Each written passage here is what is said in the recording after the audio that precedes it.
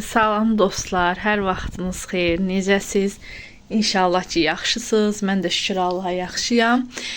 Deməli, istədim sizə bir dənə də video çəkim. Yəni sizi videosuz qoymayım. Görüm xanımların çoxsu yazır ki, tez-tez videolar çəkin. Mən də bacardığım qədər paylaşım edirəm sizə. İnşallah yeni güllərim var. Onlar gələndə daha ətraflı onlar da çəkəcəm.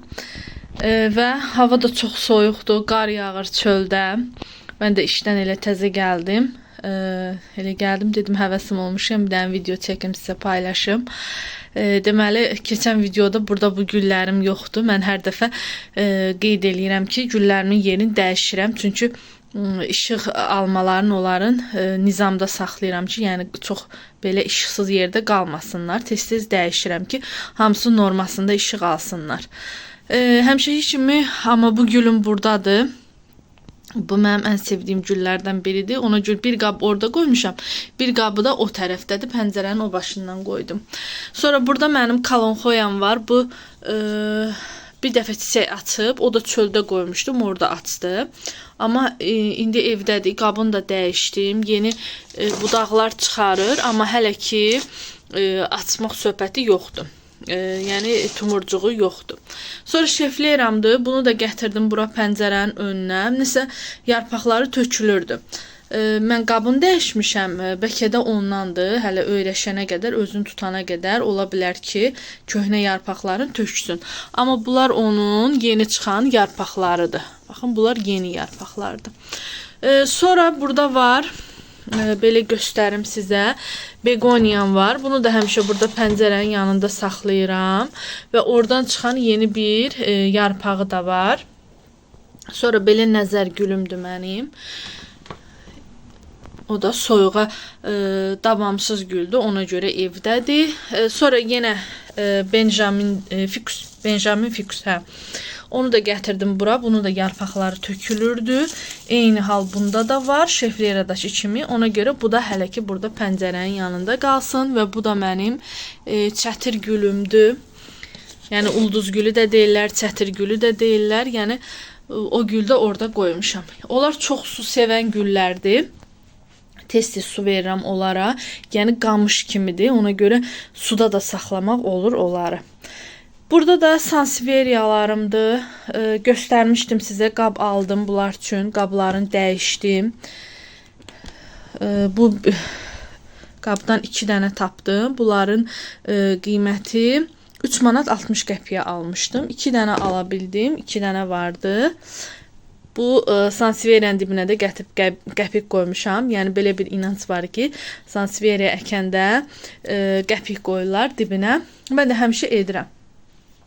O haqda da sizə bir video çəkəcəm inşallah. O güllərə, yəni inanclar, elə gül var düşür, elə gül var düşər, düşməz var. Belə bir videoda çəkərəm sizin üçün. Yəni onların qabını dəyişdim. Sonra burada nə etmişəm? Yəni burada elə həmişəki sanseveriyalardır. Bir bunu gətirmişəm, bu sortu gətirmişəm bura. Belə nazik olanıdır. Bunlar da belə çox qəşəngdilər, maşallah, hamısı yerli yerindədirlər. Sonra güllər, mənim nəm aparatım olmadığına görə evdə, yəni çox gül saxlayanlar üçün bu vacib bir şeydir ki, nəm aparatı olsun ki, otaq güllərin nəmə ehtiyacı var. Olmadığına görə mən də hələ ki belə güllərin yanına bir istakanda, balaca bankada su qoyuram ki, onların nəm ehtiyatını yəni ödəsin. Yarpaqlarında quruluq olmasın. Ona görə hələ ki elə bir güllərin yanında belə hissə stakanda, bankada su saxlayıram.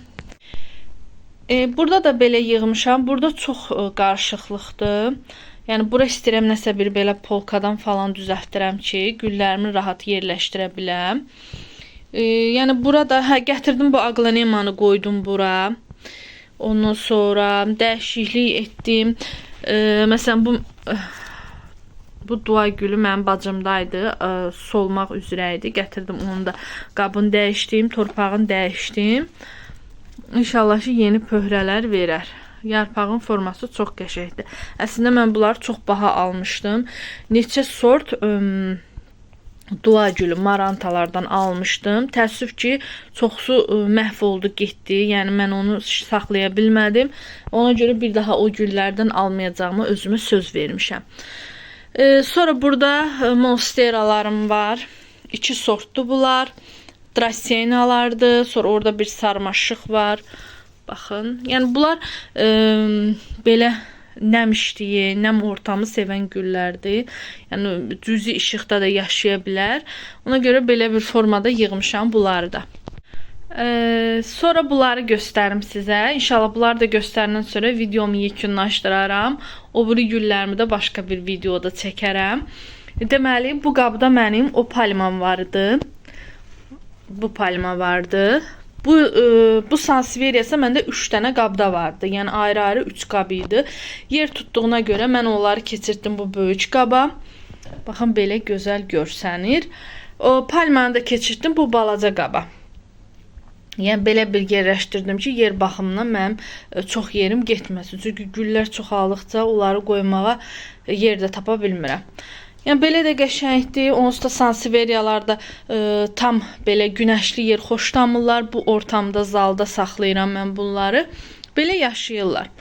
Sonra bir xanım məndən fialkalar haqqında video istəmişdi. Təəssüf ki, mən fialka saxlamamışam heç vaxt. Yəni elə güllər var ki, onlara mənim marağım var. Onları istəyirəm, olsun məndə. Amma fialkalar heç vaxt yetişdirməmişəm. Yəni belə maraqlı da gəlmir ki, mənə istəyim ki, onlardan olsun məndə. Bəlkə də nə vaxtsa marağım olsa inşallah alaram. Sonra torpaq qarışımı haqqında.